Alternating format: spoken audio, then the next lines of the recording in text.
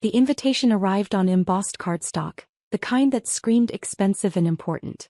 Gold lettering announced my father's retirement celebration after 35 years as a senior partner at Morrison & Walsh, one of Philadelphia's most prestigious law firms. I was reading the details when I noticed the asterisk at the bottom. Below, in smaller print, "This is a professional celebration for distinguished guests. Please refrain from bringing unemployed or casually employed relatives. We want to maintain an atmosphere of achievement." I stared at those words for a full minute. My phone buzzed. A text from my sister Victoria. "Got the invitation? The unemployment comment is about you, obviously. Dad doesn't want you embarrassing him in front of his law firm partners. Just stay home." Seriously. Another text. "Half these people are judges and corporate attorneys. They don't need to meet Dad's 28-year-old unemployed son who does consulting nothing. Please just don't come." I set the invitation on my desk and returned to the spreadsheet on my screen. A financial model for my latest acquisition, a struggling manufacturing company in Erie that I was about to purchase for $47 million. My name is Julian Anderson. I'm 28 years old. And according to my family, I've been unemployed for 6 years. The truth is more complicated. I graduated from Penn State at 22 with a degree in industrial engineering. My family expected me to follow my father and sister into law, or at least pursue something they understood. Investment banking, consulting at a prestigious firm, corporate management.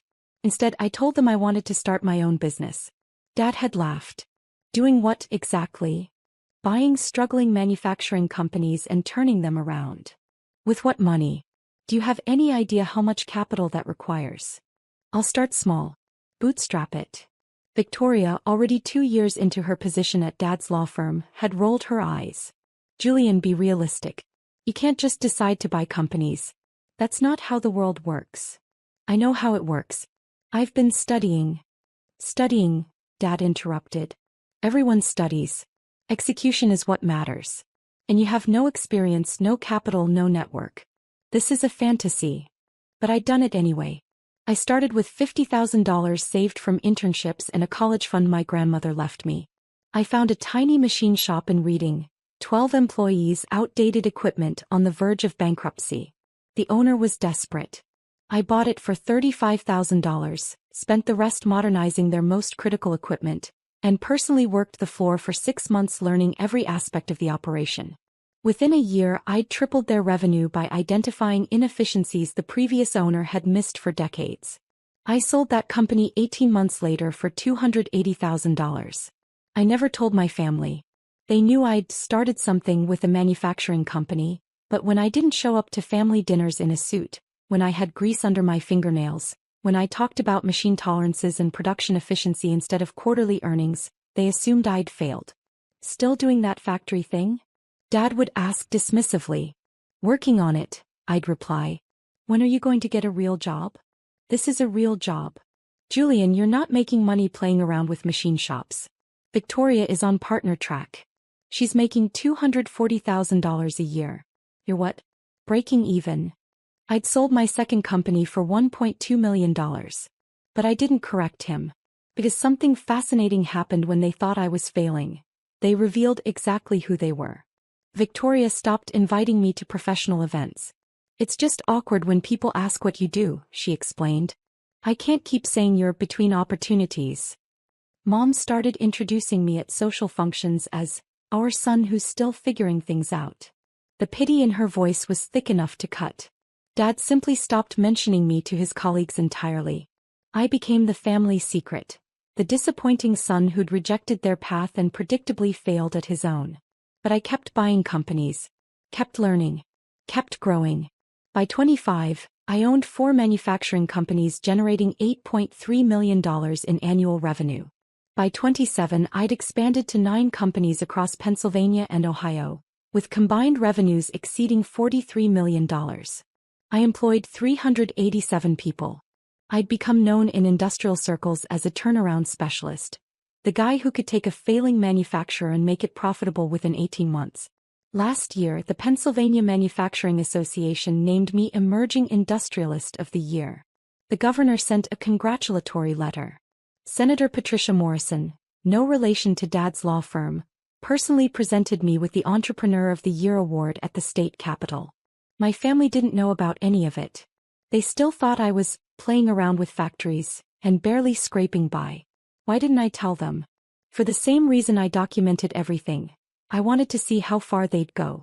How much they'd reveal about their values when they thought I had nothing. And they'd revealed plenty. Last Christmas, Victoria's fiancé, a corporate attorney, asked what I did. Before I could answer, Victoria jumped in. Julian's trying to make manufacturing work. Very blue collar. Not really our family's thing, but we support his journey. The condescension was breathtaking. At Dad's birthday dinner in March, one of his law partners asked about his children. Dad beamed, talking about Victoria, her cases, her partnership track, her engagement to a brilliant attorney. When asked about me, his smile faded. Julian's exploring some business ventures. Nothing concrete yet. We're hopeful he'll find his footing eventually. I was sitting right there.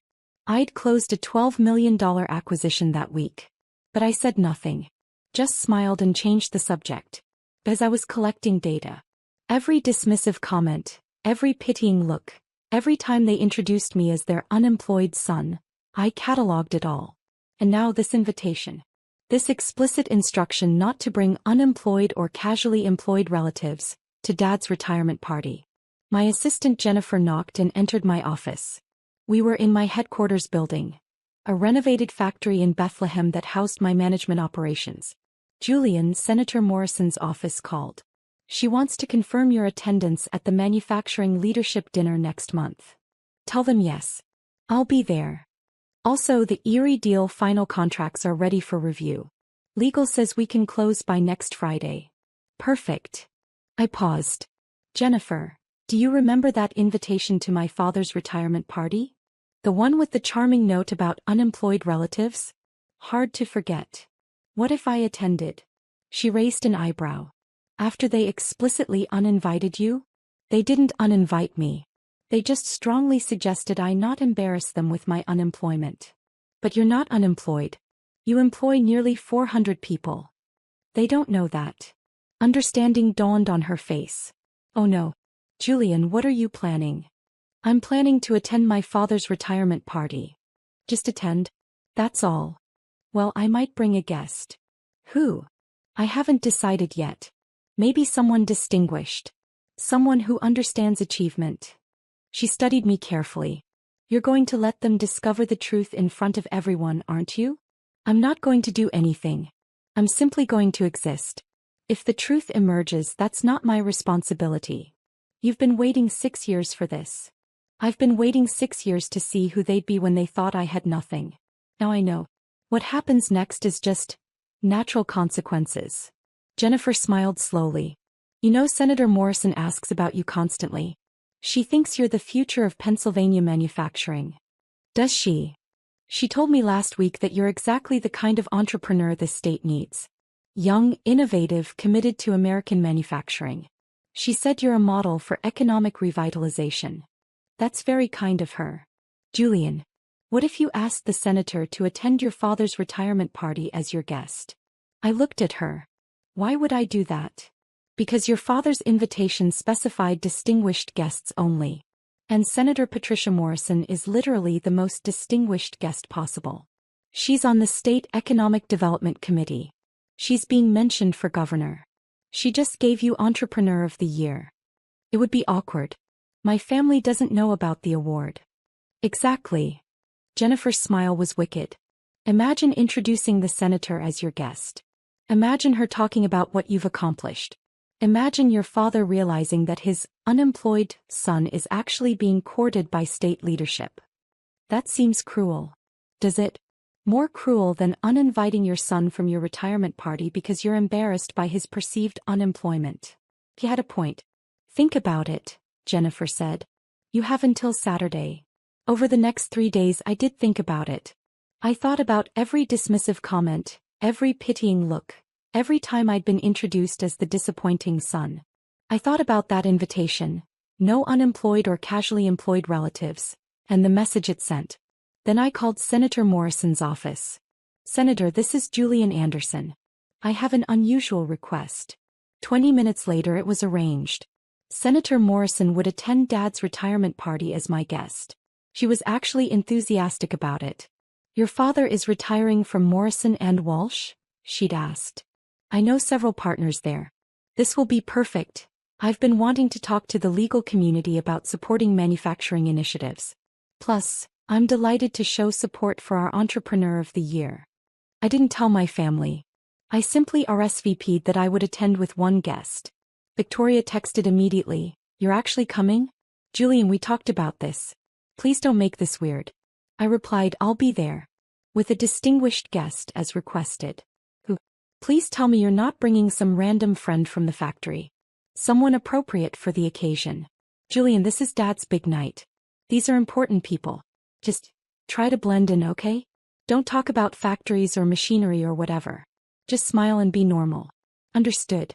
Saturday evening arrived clear and cold. The party was at the Union League, all old money elegance and Philadelphia prestige.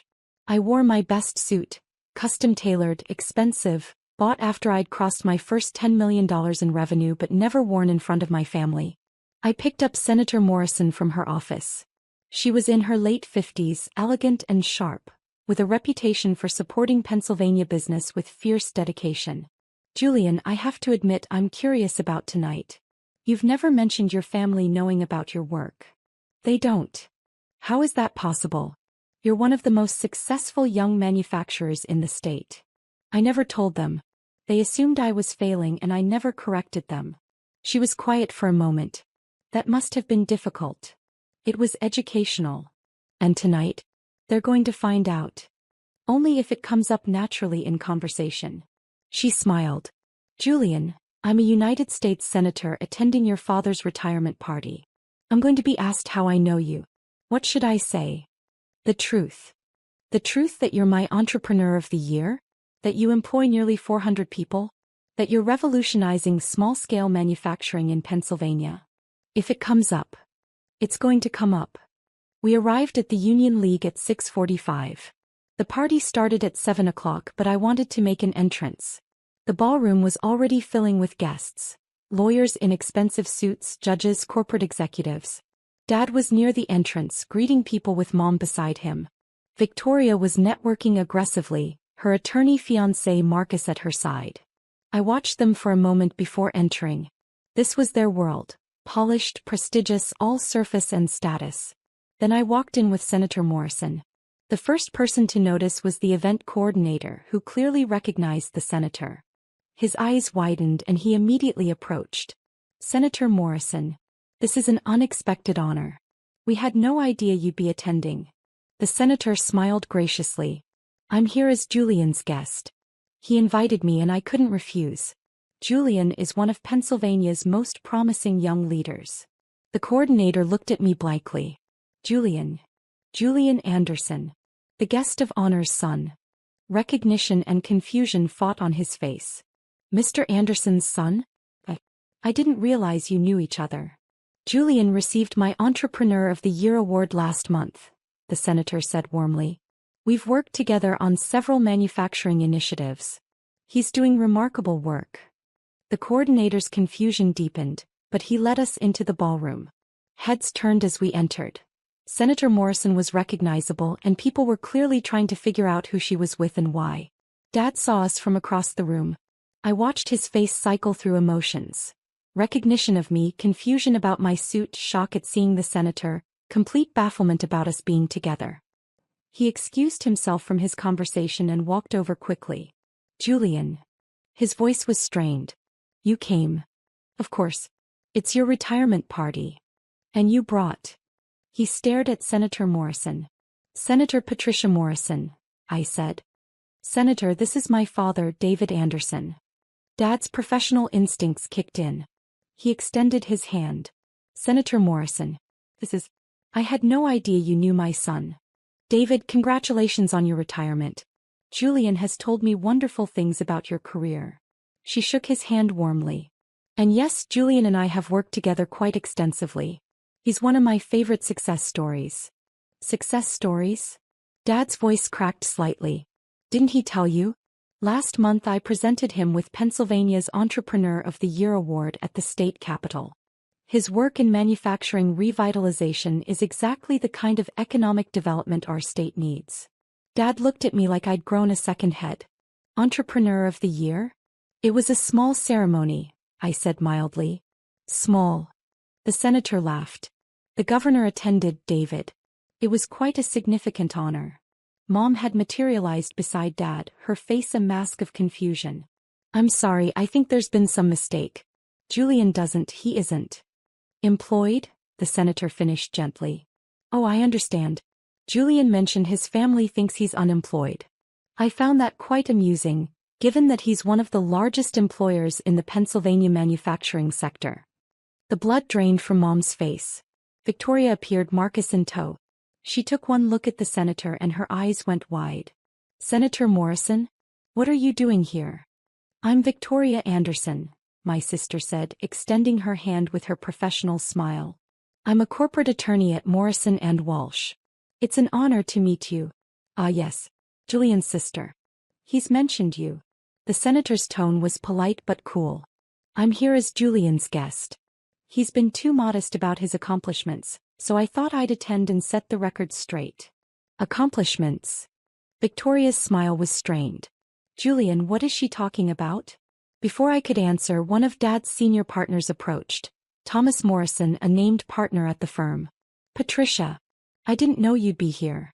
Senator Morrison brightened. Tom. Yes, I'm here supporting Julian Anderson. You know him, I assume? David's son. Thomas Morrison looked at me, clearly not knowing me at all. Of course. David's son. How do you two know each other? Julian is my most recent Entrepreneur of the Year, the senator said. He's revolutionizing small-scale manufacturing in Pennsylvania. 9 companies, nearly 400 employees, over $40 million in annual revenue. Tom, you should talk to him about his work. It's exactly the kind of economic development story Pennsylvania needs. Thomas Morrison's eyebrows shot up. 9 companies. David, you never mentioned your son was running a manufacturing empire. Dad's mouth opened and closed soundlessly.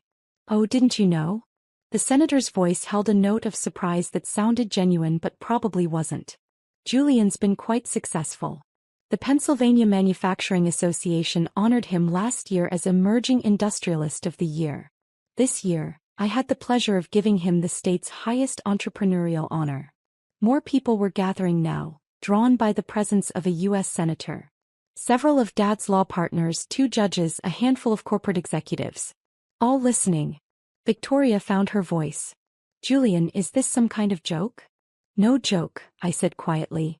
I've been running my companies for 6 years. You just never asked about them. You said you were working with factories. I am. I own them. Marcus, Victoria's fiancé, stepped forward. Wait. Anderson Manufacturing Group. That's you. I nodded. Jesus Christ. We consulted on one of your acquisitions last year. The Erie deal. I had no idea. He looked at Victoria. Your brother owns MG? What's MG? Victoria asked desperately. One of the fastest-growing manufacturing consolidators in the region, Marcus said, his voice faint. They're buying up struggling manufacturers and turning them around. It's brilliant work. The legal community has been watching them for 2 years. The senator nodded approvingly. Julian has a particular genius for identifying value others miss. He sees potential in companies that others have written off. Very similar to how some families write off their own children, actually. The dig was subtle but unmistakable. Several people shifted uncomfortably. Dad finally found his voice. Julian, why didn't you tell us? I tried to, Dad. 3 years ago I mentioned I'd bought my 3rd company. You said I was playing around with factories. 2 years ago, I told you I'd been honored by the Manufacturing Association. You said, that's nice, when are you getting a real job? I don't remember that. I do. I remember every conversation where you dismissed what I was building. Every time you introduced me as your unemployed son. Every pitying look when someone asked what I did. Mom's hand went to her mouth. Oh my God. Victoria was staring at me like she'd never seen me before. The invitation. The note about unemployed relatives. That was about you. Yes. But you're not unemployed. You're wildly successful. Yes. And you just Let us believe you were failing? You believed that on your own, Victoria. I just stopped correcting you. One of the judges, a woman I recognized from news coverage, spoke up. Young man, did I hear correctly that you employ nearly 400 people? 387 as of last Friday, I confirmed. In manufacturing? In Pennsylvania. Yes, ma'am. All Pennsylvania-based companies. I focus on acquiring struggling manufacturers and turning them around while keeping jobs in the state. That's extraordinary. Most young people your age are chasing tech startups and Wall Street jobs. You're actually building things, employing people, strengthening the industrial base. Thank you, Your Honor. Senator Morrison smiled. See, this is why I'm so passionate about supporting Julian's work.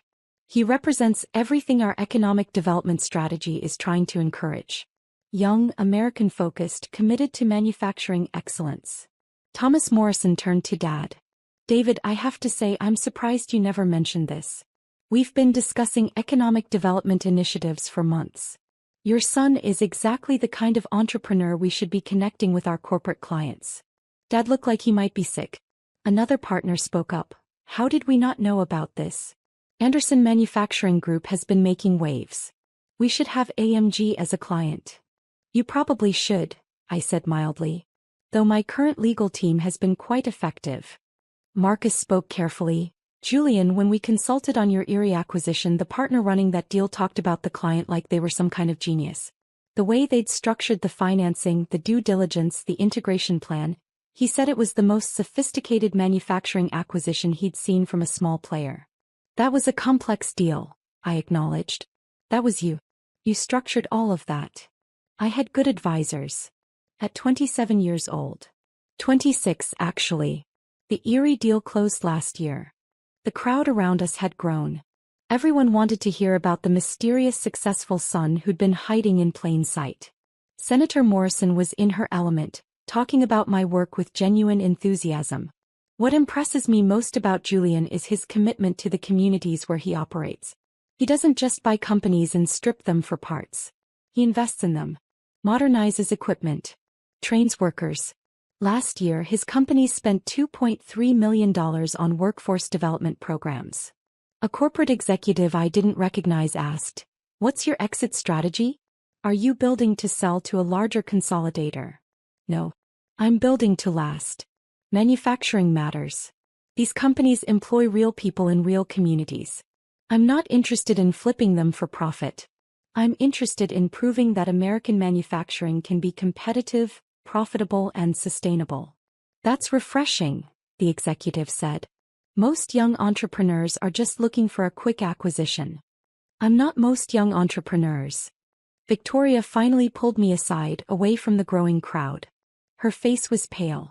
Julian, I don't understand. How is any of this possible? You're 28 years old. How do you own 9 companies? I started at 22. I've been building for 6 years. With what money? I started with $50,000 from Grandma's college fund. I bought my first company for $35,000. Sold it 18 months later for $280,000. Reinvested everything. Bought the next company. Then the next. Each sale funded the next acquisition. After the third exit, I had enough capital to start keeping companies instead of just flipping them. But we never knew. We never saw any money, any success, any. You never asked to see it, Victoria. You just assumed I was failing. Because you looked like you were failing. You wore jeans to family dinners. You had grease under your fingernails. You talked about machines and factories. Instead of quarterly reports and billable hours? She flinched. That's not fair. Isn't it? You measured success by your standards. Suits and corporate jobs in prestigious firms. When I didn't fit that model, you assumed I was unsuccessful. You never considered that I might be building something real. Marcus approached carefully. Julian, I owe you an apology. Victoria told me you were struggling and I accepted it. I should have asked more questions. Why would you? You trusted what my family told you. They were wrong. Yes, they were. Dad appeared, looking shaken. Julian, can we talk? Privately. We can talk here. Please. I need to understand. What's to understand, Dad? He thought I was unemployed. You were embarrassed enough to put it in the invitation to your own retirement party. No unemployed or casually employed relatives. That was about me. I didn't write that. The event coordinator. You approved it. You read that invitation and thought, yes, that's appropriate. Better keep Julian away from my important colleagues. His face crumpled. I thought I was protecting you. I thought if you came, people would ask what you did and you'd be humiliated by having to explain. Explain what? That I own 9 manufacturing companies? That I employ nearly 400 people? That a United States senator thinks I'm the future of Pennsylvania manufacturing? Yes, Dad, that would have been humiliating. Mom had tears running down her face. Julian, we didn't know. How could we know? You could have asked. Any time in the last 6 years, you could have asked one real question about my work. You could have visited one of my facilities. You could have shown interest instead of dismissal. But you didn't because you'd already decided I was a disappointment. Victoria's voice was small. We're so sorry. Are you sorry for dismissing me? Or sorry that you were wrong about me? She had no answer. The party continued around us, but our small family drama had become the center of attention. Senator Morrison was holding court near the bar, talking about manufacturing policy with several of Dad's partners. Periodically she'd gesture toward me and I'd catch phrases like remarkable young man, and exactly the kind of leadership we need. Thomas Morrison approached our family circle. David, I hope you don't mind, but I've been talking with the senator about Julian's work. We'd very much like to have Anderson Manufacturing Group as a client. Would you be open to a meeting next week, Julian? Before I could answer, Dad spoke. Julian already has legal representation. I'm aware. But given the family connection, I thought. No, I said firmly. My current legal team has served me well. I see no reason to change. But we're one of the premier corporate firms in the state. Your father's firm. Yes, my father's firm. The firm where my father never mentioned me because he was embarrassed by my unemployment. I think I'll stick with the lawyers who valued my work before they knew my last name. Thomas looked uncomfortable. Of course. I understand. After he left, Dad turned to me with desperate eyes. Julian, please. We made a mistake. Let us make it right. How?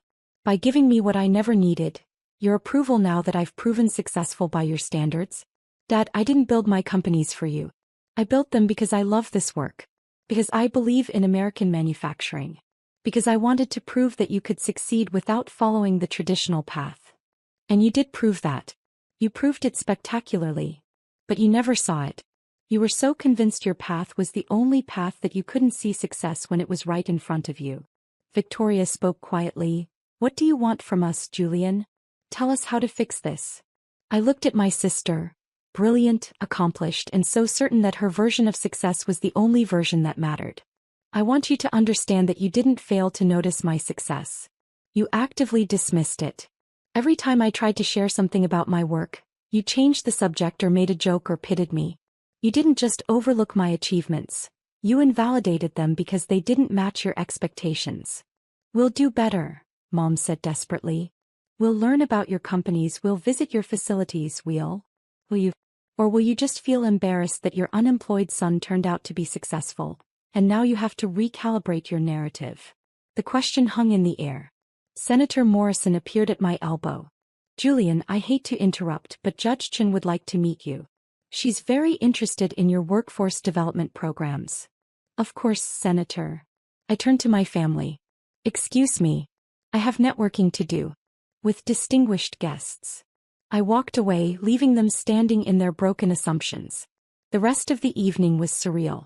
I spent 2 hours talking with judges, attorneys, and executives, all of whom were fascinated by my work and impressed by my success. Several offered opportunities, partnerships, investments, advisory roles. My family watched from a distance, clearly unsure how to approach me. Around 9 p.m., Dad's retirement toast began. Thomas Morrison spoke about Dad's career, his contributions to the firm, his dedication to his work. Then he added something unscripted.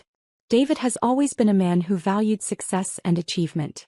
Tonight we've discovered that those values run in his family, perhaps in unexpected ways.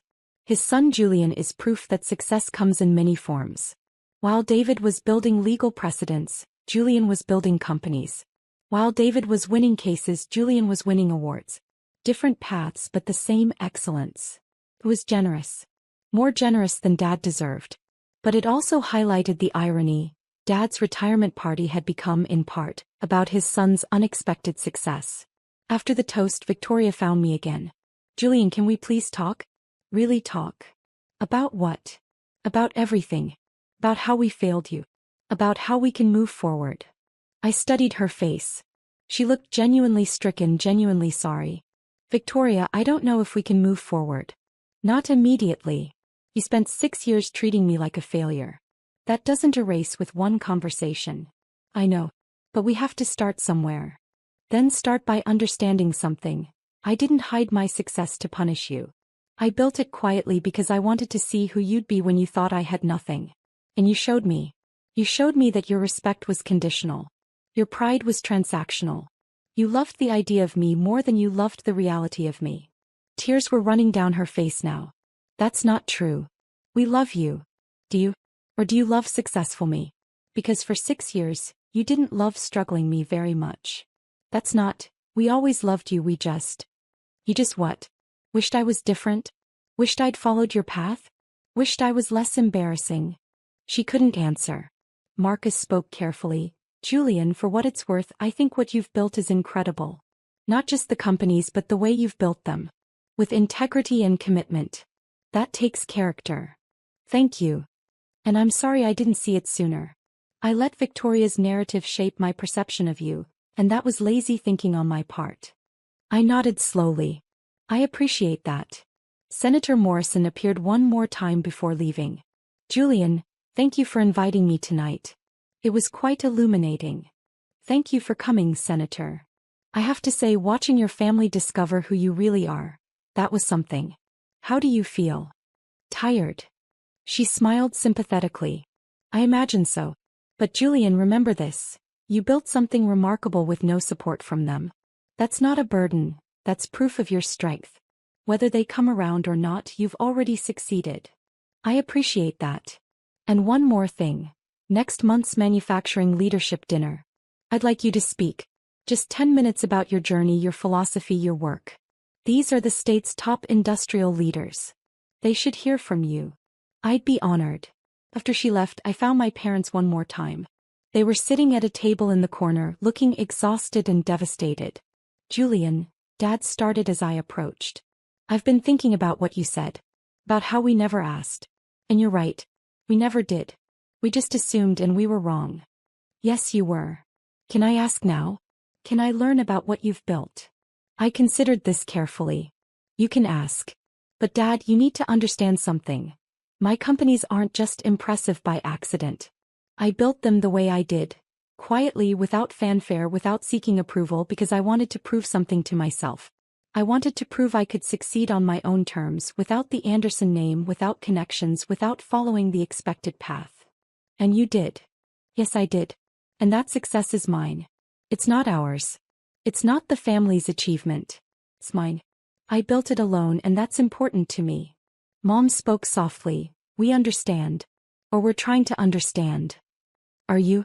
Because right now I think you're just embarrassed. Embarrassed that you uninvited your unemployed son who turned out to be more successful than you realized. Embarrassed that a United States senator knows more about your son's career than you do. Embarrassed that your narrative was completely wrong. That's harsh, Dad said. Is it? Harsher than putting no unemployed relatives on an invitation to your own son. He flinched. I pulled out my phone and showed them a photo. Me at the state capitol with Senator Morrison, holding the Entrepreneur of the Year award. The governor was in the background, applauding. This happened 5 weeks ago, I said. You never asked why I went to Harrisburg. You never asked why I was wearing a suit that day. You never wondered if something important was happening in my life. Mom stared at the photo, fresh tears falling. You won Entrepreneur of the Year and we didn't even know. Because you didn't ask. Because you weren't interested in anything that didn't fit your narrative of Julian the disappointment. What do we do now? Dad asked helplessly. You sit with this. You think about what it means that you valued perception over reality. You think about what it means that you were embarrassed by your son based on assumptions rather than facts. And you decide if you want to change. We do want to change, Mom said desperately. Then prove it. Not tonight, not with grand gestures. Prove it over time. Prove that you can value me when I'm not performing success for you. Prove that your love isn't conditional on achievement. I left them there and walked out of the Union League into the cold Philadelphia night. My phone started buzzing immediately. Texts from colleagues who'd heard about the party, emails from business contacts, even a message from Senator Morrison's chief of staff about scheduling the speaking engagement. But nothing from my family for 3 hours. Then finally a text from Victoria. I've been reading about your companies. All the articles, the awards, the coverage. Julian, what you've built is extraordinary. And I'm so sorry I never saw it. I didn't reply. Another text, I know you're angry. You have every right to be. But please don't give up on us completely. We want to learn. We want to do better. I typed, actions matter more than words. Show me. We will. I promise. The next morning I woke to an email from Dad. Julian, I didn't sleep last night. I kept thinking about everything you said, everything we missed. You're right. We actively dismissed your success because it didn't match our expectations. We measured you by our standards instead of recognizing that you were building something remarkable on your own terms. I can't change the past 6 years. I can't undo the invitation that hurt you. I can't erase all the dismissive comments and pitying looks. But I can change going forward. I can learn about your work. I can try to understand what you've built. I can work to earn back your trust. If you're willing to let me try. That. I read it twice, then set my phone down. 3 days later, Dad showed up at my headquarters in Bethlehem unannounced. Jennifer buzzed me from the front desk. Julian, your father is here. He doesn't have an appointment. Send him up. Dad walked into my office and stopped, looking around at the space. The industrial aesthetic, the photos of my facilities, the awards I'd never displayed at family gatherings. This is impressive, he said quietly. Thank you. Can you show me around? Explain what you do here. I studied him carefully. He looked older than he had at the party, more uncertain. Why? I asked. Because I want to understand. Because I should have asked years ago. Because you're my son and I don't actually know what you do all day. So I showed him. The office, the operations center, the financial planning room. I explained how I identified acquisition targets, how I evaluated their potential, how I structured deals. I showed him the monitoring systems we used to track performance across all 9 facilities. He asked questions, good questions, thoughtful questions. Questions that showed he was actually trying to understand. After 2 hours we sat in my office over coffee. Julian, this is remarkable. The systems you've built, the way you've structured everything. This is sophisticated work. I know. Why didn't you tell us? I tried to, Dad.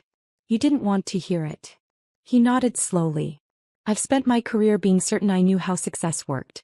Law school, prestigious firm, making partner. That was the path. When you chose differently, I thought you were making a mistake. I wasn't making a mistake. I was making a choice. I see that now. But Julian, I need you to understand something. It wasn't about you. It was about me. About my fear that if your path worked, it meant my certainty about the right path was wrong. That stopped me. What do you mean? I mean, I was threatened by your success. If you could build something remarkable without following my path, it meant my path wasn't the only way. It meant all my certainty was just preference, not truth. So you dismissed me to protect your worldview? Yes. And that's inexcusable. We sat in silence for a moment. Can I ask you something? Dad said finally. The invitation. The note about unemployed relatives. Did you know about it before the party? Yes. Victoria texted me to make sure I understood I wasn't welcome. And you came anyway. I came with a United States Senator who'd given me Entrepreneur of the Year. He smiled sadly. That was quite a statement. It was the truth. You wanted distinguished guests only. Senator Morrison is literally the most distinguished guest possible. Fair point. He paused. Are you glad it happened the way it did? The public discovery. I thought about this carefully. I'm not glad you dismissed me for 6 years. I'm not glad I had to watch my family value Victoria's achievements while devaluing mine. But I am glad the truth came out in a way that couldn't be minimized or spun. You couldn't claim it was a small success or a lucky break. The senator made sure everyone understood exactly what I'd built. She was quite effective. She was honest. That's different. Dad finished his coffee and stood. Thank you for showing me around. I know I don't deserve your time, but I appreciate it anyway. Dad, I don't hate you. I'm just tired of being underestimated. You won't be anymore. Not by me. Over the following months, my family made efforts. Dad visited my facilities, asked questions, learned about manufacturing. Mom attended a workforce development graduation ceremony at one of my companies. Victoria connected me with corporate clients who needed the kind of operational restructuring I specialized in. They were trying. But the relationship was different now. There was a distance, a carefulness. They'd seen who they were when they thought I had nothing, and I'd seen it too. That knowledge couldn't be erased. 6 months after Dad's retirement party, I was having dinner with Victoria and Marcus. She'd been reading everything she could find about my work, trying to understand what she'd missed. Julian, can I ask you something? Why manufacturing? Of all the things you could have done, why buy factories? Because manufacturing matters. It's tangible. It creates real value. And everyone had written it off as dead, which meant there was opportunity. I could buy struggling companies cheaply, fix what was broken, and prove that American manufacturing could still be competitive. And you were right. So far. What's next? More acquisitions. Some. But I'm also looking at vertical integration. If I own companies at different points in the supply chain, I can reduce costs and improve quality. Marcus leaned forward. That's brilliant. Most people wouldn't think at that scale. Most people were trained to think inside existing structures. I didn't have that training, so I thought differently. Victoria smiled. You mean you didn't go to law school? Exactly. Do you resent us? She asked suddenly. For pushing you toward law, for dismissing you when you chose differently? I did resent you. For a long time. But now I'm just grateful in a strange way. If you'd supported me from the beginning, I might have sought your approval instead of building something independently. Your dismissal forced me to prove myself to myself, not to you. That's a generous way to frame it. It's honest. You gave me a gift, you just didn't mean to. She was quiet for a moment. I've been thinking about the invitation. The note about unemployed relatives. Every time I remember it, I feel sick. Don't. It taught me who you were when you thought I had nothing. That's valuable information. And now? Who are we now? You're trying. That's something. But Victoria, you need to understand, I don't need you to be proud of me now. I needed you to respect me then. The fact that you're proud now that you know I'm successful, that's about you, not me. She nodded, tears in her eyes. You're right. And I'm sorry. I know. A year after the retirement party, Senator Morrison invited me to speak at the State Economic Development Summit. The governor was there along with business leaders from across Pennsylvania. My family attended, all of them. They sat in the audience as I spoke about building sustainable manufacturing, about the importance of investing in people and communities, about proving that American industry could compete globally. After my speech, the governor approached me personally. Mr. Anderson, I've been following your work. We'd like to discuss some policy initiatives around manufacturing revitalization. Would you be interested in serving on an advisory committee? I'd be honored, Governor. I saw my father watching from across the room, pride and regret both visible on his face. After the event, we had dinner. Me, my parents, Victoria, and Marcus. It was easier now, more comfortable. They asked real questions. They listened to my answers. They treated my work with the respect it deserved. But I never forgot who they'd been when they thought I had nothing. That night as I drove home alone, I thought about the journey. 6 years of being dismissed. 6 years of building in silence. 6 years of watching my family reveal who they really were. And then one night, one retirement party, when everything changed. People asked if I'd planned it. If I'd orchestrated the public revelation. The truth was simpler. I'd just lived my life. Built my companies. Won my awards. The retirement party was going to happen regardless. The invitation excluding unemployed relatives was going to be sent regardless. Senator Morrison and I were already connected through my work. The collision was inevitable. I hadn't engineered their embarrassment. I'd simply stopped protecting them from reality.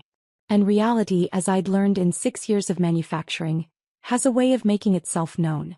Sometimes quietly through steady work and accumulated success.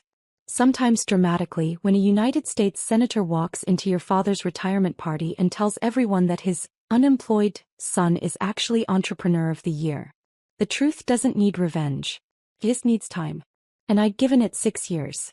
That was enough.